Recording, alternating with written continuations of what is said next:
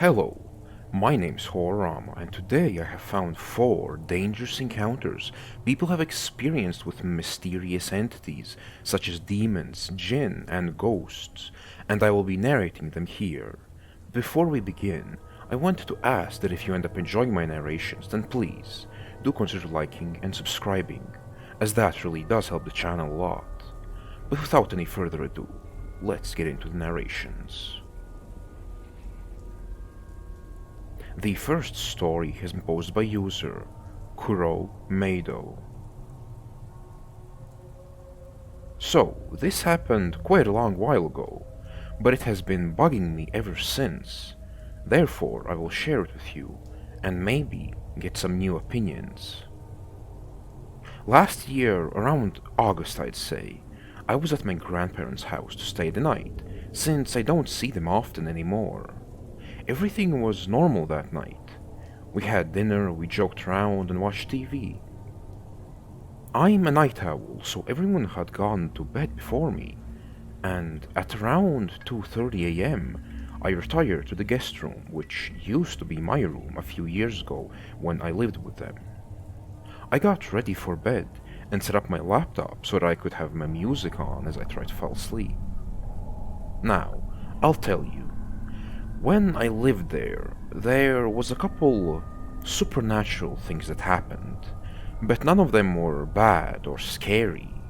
For example, I am a very light sleeper, and if someone is even walking on the carpet outside my door, I will hear it and wake up. In that room, however, if it was cold and all the covers were on the floor or the window was open, I would wake up, tucked in, and the window shut. This time was a different story though. In that room there is a corner where there is a sort of mini hall before you reach the door. Around 3 a.m. I looked towards the place where the wall juts out and saw a horrifying creature. It wasn't completely physical, but almost like something you would see in your mind's eye, if you get what I mean. I have never seen anything like it. I couldn't tell whether it was supposed to be male or female. It was white, with a greyish tinge to the skin, extremely bony, and the skin, although it was stretched tight, still seemed loose somehow and had little wrinkles everywhere.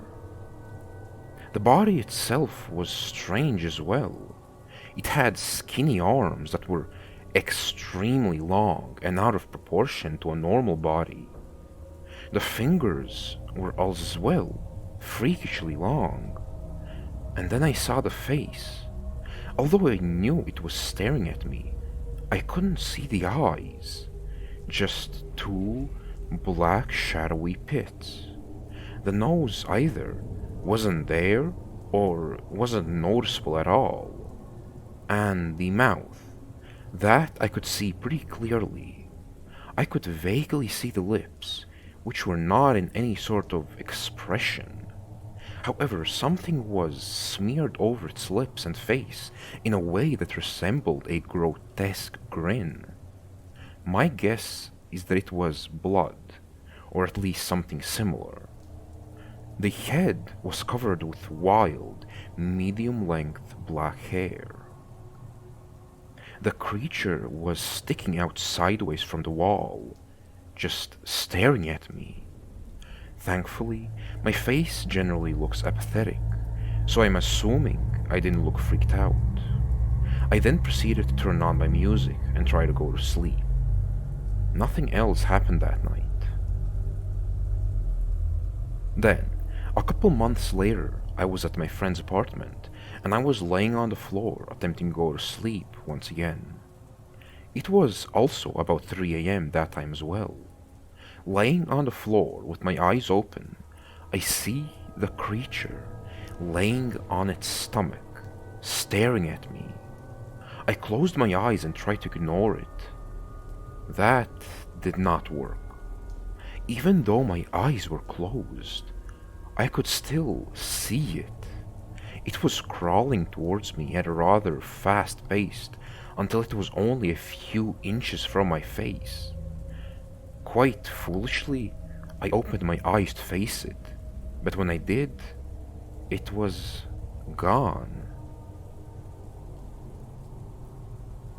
The next story has been posted by user CH1993. An odd mixture of skepticism and interest grasps my mind as I listen to supernatural stories. I want so badly to experience the supernatural, to bathe in the darkness of mystery, to feel that rush of adrenaline.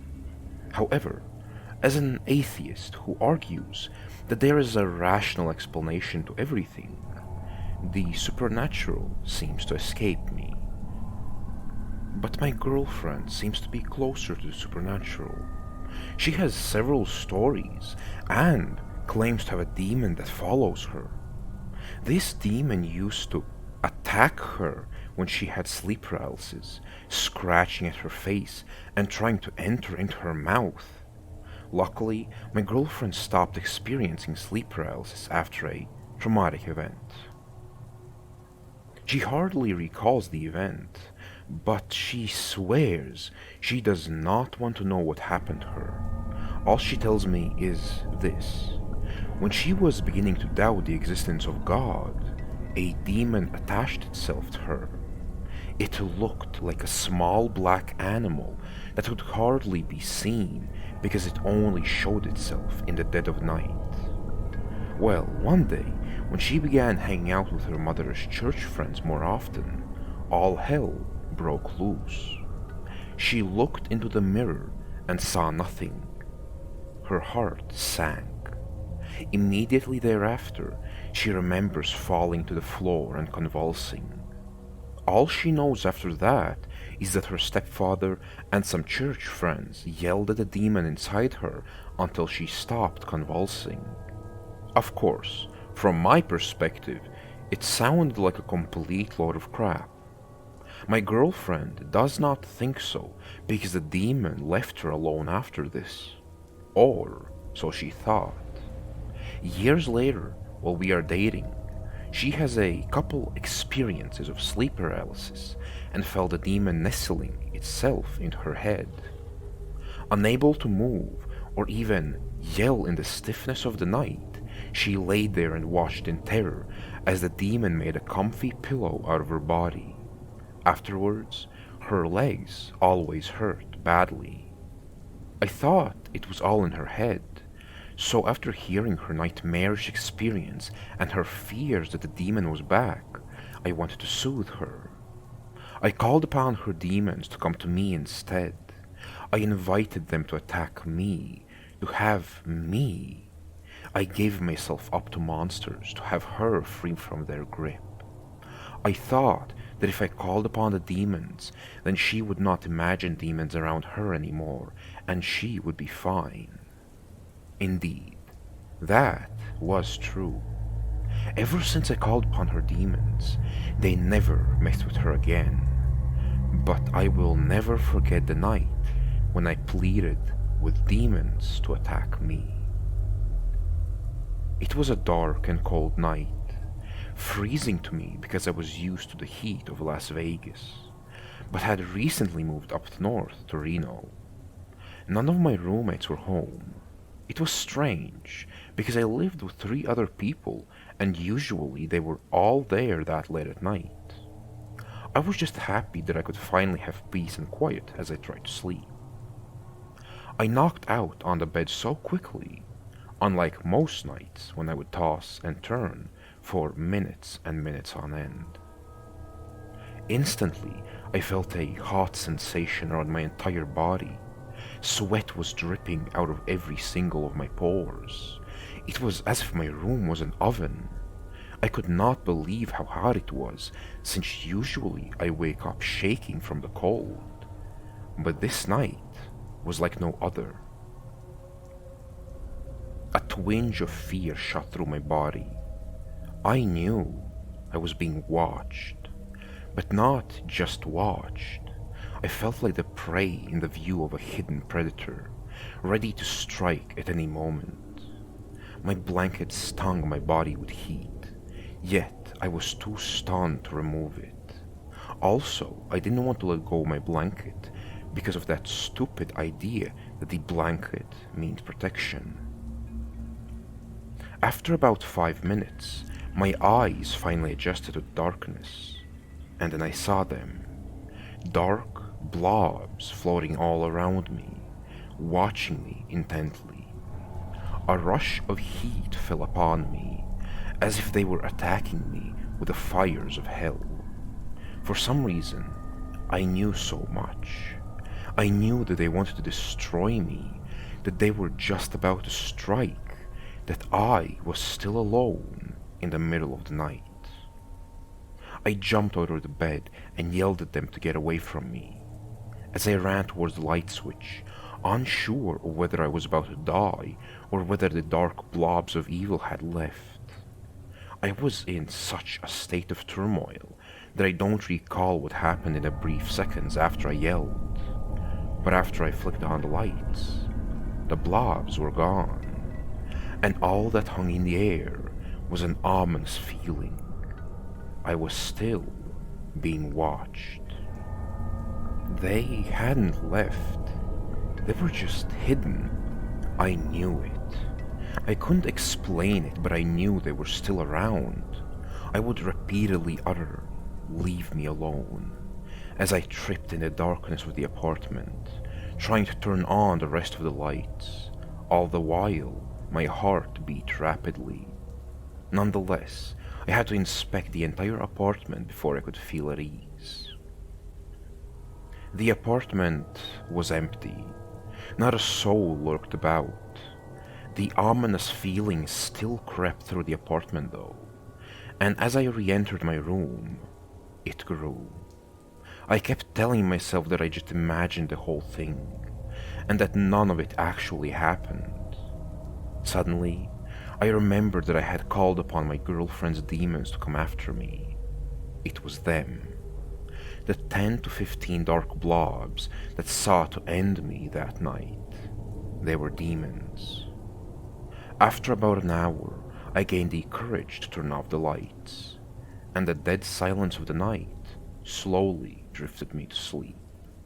As the ominous feeling faded into the back of my mind, I woke up in the hellish heat once more that night. This time I was far too afraid to open my eyes. I tossed my blanket off and all of my clothes with my eyes tightly shut. With my flesh still burning to the bone, I turned my face to the wall and tried to sleep. I was resolute on ignoring the demons this time, and I did. Now, every night when I sleep alone, I wake up in the fire surrounded by the dark blobs. It's as if they are telling me that I am going to burn in hell for being an atheist. But I am too stubborn to seriously think that demons exist or that hell is an actual place. I just try to sleep with my girlfriend as often as possible, and if I end up sleeping alone, I make sure to ignore the darkness, because I know that the demons already have me. I gave myself to them.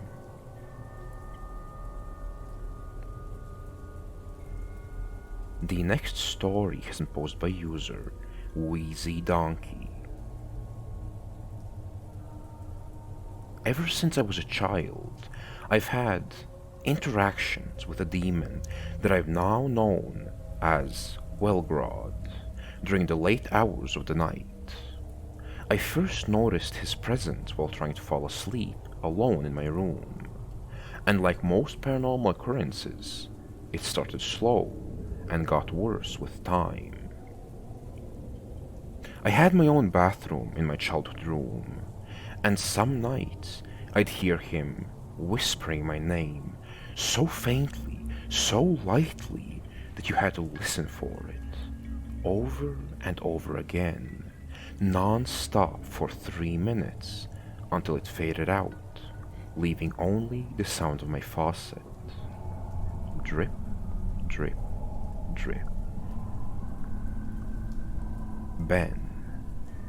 It called out my name over and over again. This happened about once a month on any given night before I fell asleep. I always did my best to ignore it and put in earbuds to drown out the noise, but it got louder and louder each consecutive month.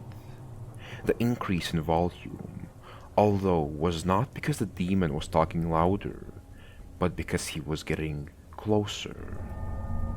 Ben, Ben, Ben, he would say to me. It eventually got to the point where the once soft and muffled whisper reached the end of my bed one Friday night. I was petrified and completely frozen in place for the entirety of this encounter, cowering under my comforter with my hands over my ears. After the usual 3 minutes had passed, the demon didn't go away like normal. The whispering stopped, but I still sensed something in the room with me, looking at me, despite the blanket that shielded me from vision. In one of the most courageous moves in my entire life, I slowly lifted the blanket from myself. What I was expecting was nothing. My imagination had been playing games with me at night. At least, that was the hypothesis I developed to ease my anxiety. What I saw standing over my bed looked too real to be imaginary, although its features looked to be out of a fictional horror story. He was tall and lanky, with the eyes of a reptile, round and yellow, with a thin black slit in the center. His eyes were bulging out of their sockets and were abnormally spaced too far apart. The face in general was the worst part of him. It had been severely burned by something and had an overwhelming coat of charred, dark black flesh. He backed up a few steps, and I could see his whole body was covered with these burns, blisters randomly spaced between the burns, which were sprawling with maggots. He opened his mouth and revealed his long lizard tongue, which was folded up and slowly descended to his chest. In his right hand was a cane, covered in barbed wire he was using to keep himself from falling over. In his other hand was something recognizable to me. It was my Bible that I keep on my bedside stand. He held it up, and it instantly became engulfed in violent flame that left nothing behind it but a pile of ash he held in his hand. Without releasing eye contact, he spread it across the floor in some pattern with his foot, hissed at me threateningly, and began to trudge away with his weaponized cane. I sat in shock and watched him slowly walk to my door, open it, and exit like nothing had happened. This was followed by the loud creak of the basement staircase steps, one by one and very slowly until the creature reached the bottom. It took me a minute to get up from bed to inspect the remnants of the Bible scattered all over the floor. It was a message that read, "Hell is below you," formed from the Bible ash. My heart skipped a beat after I read what he had left for me in an instance of fear and anger. I swiped my foot across the text and ruined the creation. A thundering and furious scream from the basement pierced my ears, and a sprint of heavy steps began to ascend. The demon ran directly toward me with its eerie yellow eyes and smacked me across the face with its cane. My face spewed blood from the barbed wire, and I fell to the ground from the impact. He grabbed my leg with his charcoal hands, and they singed the skin surrounding my ankle. I let out a high-pitched shriek in response to the pain, and he began to drag me down the steps, forcing my head to hit each one on the way down. He aggressively pulled me towards the oil burner, opened the hatch, and shoved my hand inside for around 10 seconds. During this time I screamed and flailed for help, but it was useless. My entire left arm was broiled and was starting to look like the brute who was torturing me. I felt tears slide down my face, but couldn't seem to cry. He was still staring at me with his ghastly eyes, but I didn't dare look back at him. He yanked my hair and pulled me towards the crawl space that was directly under my room. Through a square hole in the cement wall, there was another underground room, which was left over after the house was built. To enter, you would have to climb up the wall and slide through the narrow hole, which led to a complete emptiness. The demon grabbed me by my neck and threw me through the hole. I landed on the cement floor of the crawl space, and through my dizzy perception and loud ringing in my ear, I could hear the demon speaking to me. "Welcome to hell," he said in a raspy and almost incoherent voice. "You'll be seeing more of me very soon.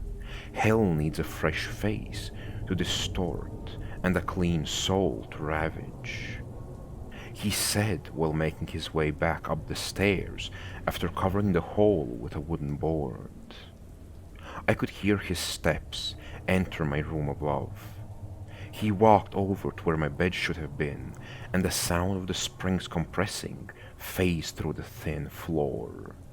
He was lying in my bed. I turned around slowly once I could get myself up, and was presented with nothing but a pitch-black room. The world seemed to be muted down here once the sound from above had ceased. I was once again frozen in place out of pure terror, and once my eyes adjusted to the dark void, I noticed I wasn't alone down here.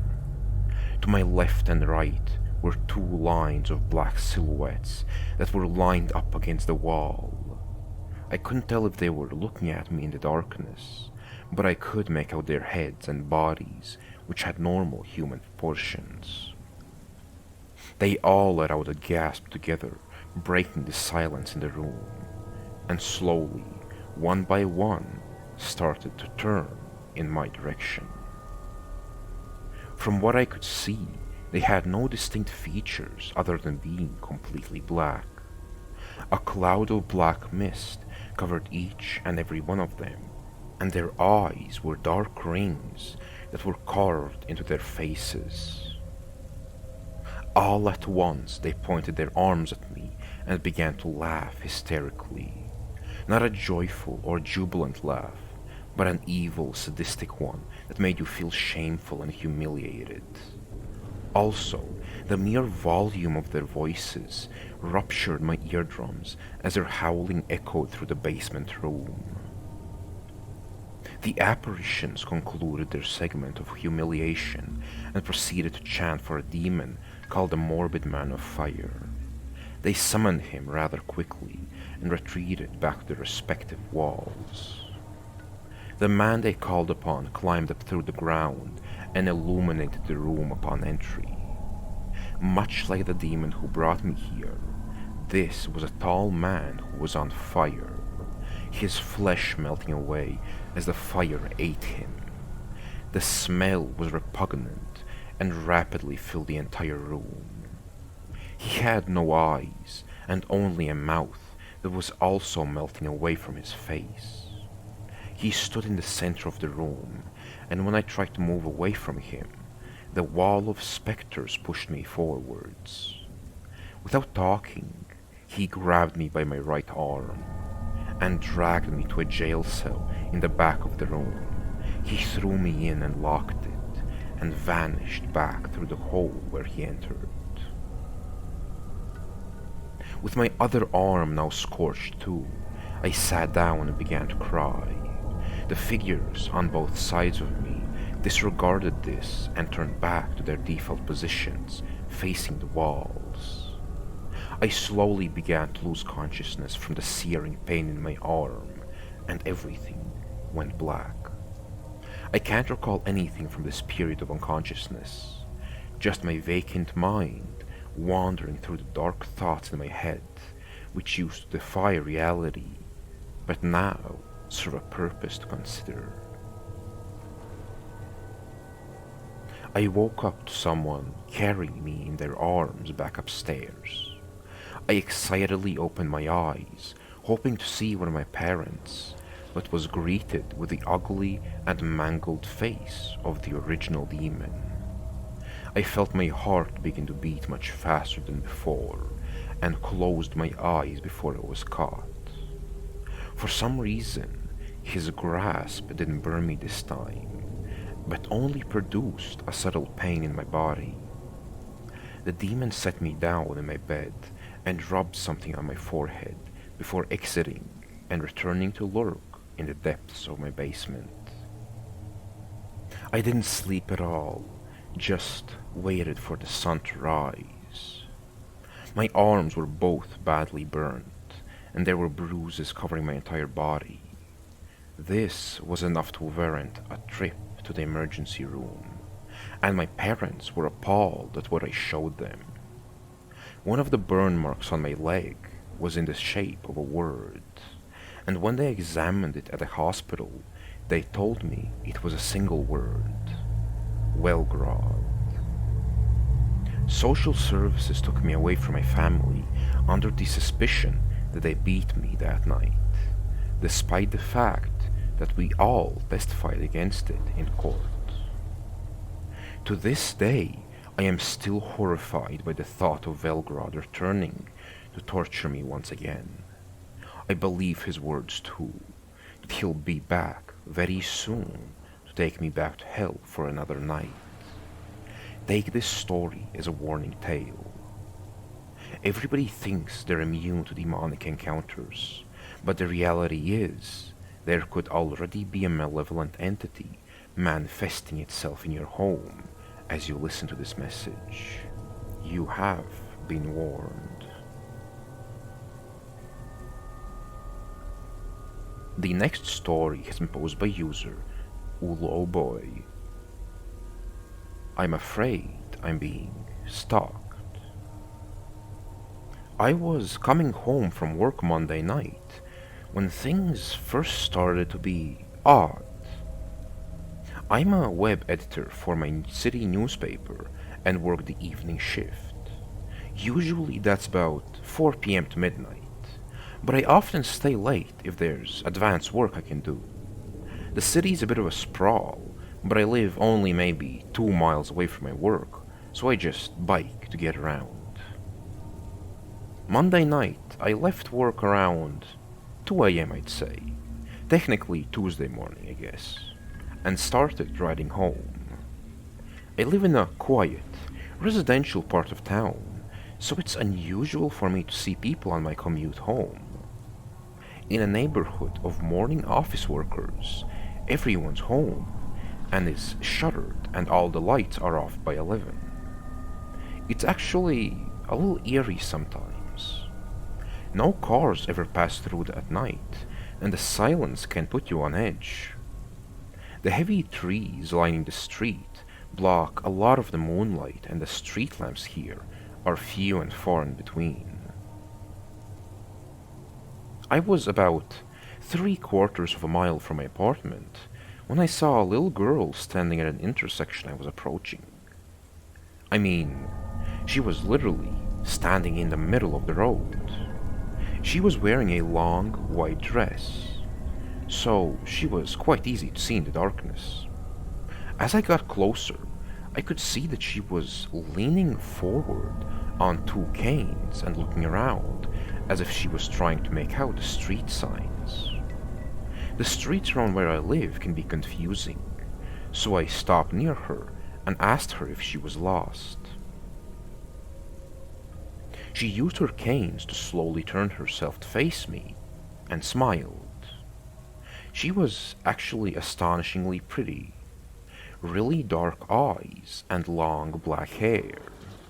but she was weirdly pallid, and her arms on the canes were really thin, like strangely thin. I had been guessing that she had some sort of ailment or disease because of the use of her canes, but as she turned, her dress swept a bit, and I saw that her feet, in sandals, were facing in the opposite direction than normal. "No, I'm fine," she said. Her voice was high and nasal, like someone was pinching her nose. She turned back, her motions kind of robotic and sharp like a bird's, and started looking up at the street signs again. I was feeling really bad for her at this point. Clearly, this girl had some sort of deformity and was lost alone in the middle of the night. I was hesitant to just leave her in the middle of the street, but I didn't want to seem like that creepy guy insisting on talking to her. "Well, you should get out of the street so you don't get hit by a car," as I said, and got ready to pedal off. "There are never any cars around here at night," she replied. That made me feel better. At least she knew where she was, so maybe she was just crazy and not lost. I looked over my shoulder as I biked away, but she was just there, in the intersection, still looking around. I didn't really think much more of it. I was pretty tired when I got home, so I locked my bike up to a sign outside of my building instead of carrying it up the stairs to my apartment like I usually do. Not typically a good idea in my city, as there are a lot of bike thieves, but I was tired and lazy. I got up early on Tuesday morning to go meet a friend for breakfast when I saw there was something weird on my bike. I thought it was just that someone had balanced some trash on the seat, but it turned out to be these white flowers. Just the top parts, not the stems. I brushed them off and looked down and saw a little pile of uncooked rice by my kickstand. I was kind of grossed out because it looked like a mouse was hoarding it or something. That did happen a few times in my parents' house. I checked my bike, and once I was convinced that it was mouse-free, I went on my way. Nothing else weird happened on Tuesday at least. Last night, something did happen though. These really random things started to happen in my apartment. I got home a bit early for me, maybe 11:30, and the doorknob lock on my apartment door was undone. Instead, the deadbolt was locked. I always do the reverse. My deadbolt can be sticky and hard to open, but I assumed I had just subconsciously done it differently that afternoon. When I put my bike down and went to the kitchen for a beer, it was weird. I live alone, keep in mind, but someone had emptied out the half-gallon of milk from my fridge into a mixing bowl on the floor. I tried to turn on the light, but the switch just flicked back and forth.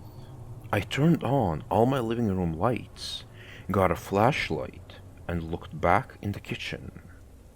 The light bulb was shattered in the ceiling fixture. Some of the broken glass was on the floor, and some of it was in the bowl of milk. I stepped into the kitchen, and there was this squelching noise of my shoe against some sticky liquid on the floor.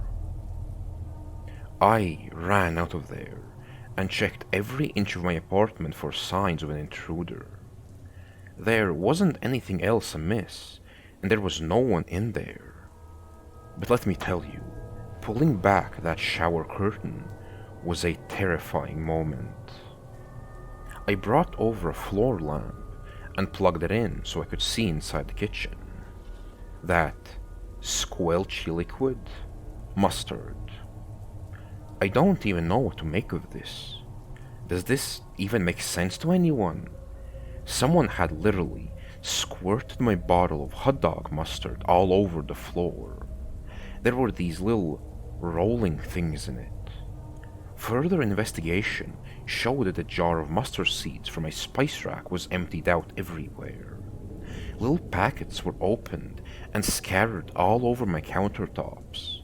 They were all the random packets of mustard I had laying around from the takeout. My kitchen was just a mess of mustard and milk. I didn't call the cops. I don't know. Should I have? What would I have even said? Hey guys, someone apparently got into my apartment, didn't steal anything, but threw around milk and mustard all over the place in my kitchen. It took forever, but I cleaned all that mess up and just went to bed. I locked both locks, and will continue to do so, and shoved the chair under the doorknob. And yeah, I left most of the lights in the house on.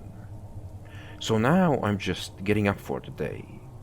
But while I was typing this post up, something else really weird just happened. The security guy, Martin, from my office just called my cell phone. He said that there was a girl who just came into the foyer asking to see me. Martin said that he told her I didn't usually get in until the afternoon, but said if she told him her name, he'd let me know that she stopped by. She then just gave him a nasty look and left. He said it really creeped him out. His hair was standing on end, and he felt cold after she left. He decided to call me to see if I knew who she was. I asked Martin what she looked like. He said she had long, black hair and was on crutches. It's been a little while after this incident, and to be honest, I felt really creeped out hanging out in my apartment and decided to go into work early. Talked to Martin when I got in and told him the short version of my story. He was really apologetic about telling the girl I worked afternoons, but I feel like that's something anyone could figure out anyway. He also said he'd tell the night security guy to keep an eye out for her, just in case. This was certainly a very strange encounter, but the original poster has made an update since, and if you are interested, then please do let me know and I will narrate it in the next video. While some dismiss the notion of demons as mere tales, others find themselves drawn into the chilling possibilities they represent. Whether you believe in their malevolent presence or not, the allure of these sinister beings persists, reminding us that the boundaries between light and shadow are not always as defined as we'd like to believe. But either way, I do hope you enjoyed my narrations, and even if you didn't, I want to wish you a good rest of your day.